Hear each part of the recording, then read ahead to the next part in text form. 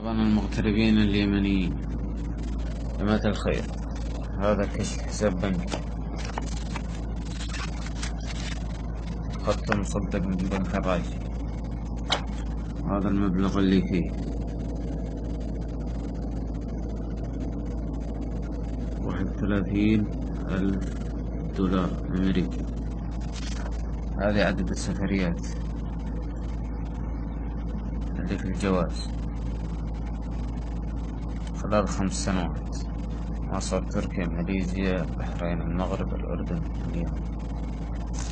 هذا تعريف الراتب، مبلغ 8,200 ريال مصدق ومختوم. هذا جواز. وهذه شهادة الميلاد السعودية الميمورية. مع ذلك رفض تمام.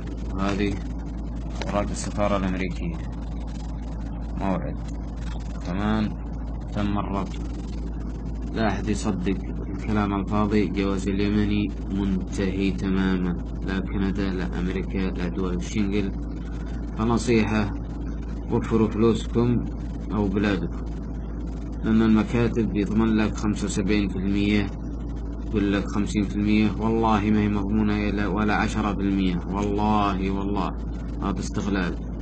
وقف مكتب قل له: أنا ما راح أعطيك 700 هذا التأشيرة والبصمة، راح أعطيك 3,000 بعد استلام التأشيرة. شوف إيش راح يقول لك: لا، مضمنها 5%. هذا اللي لك. هذا تحياتي لكم، كان معكم مالك.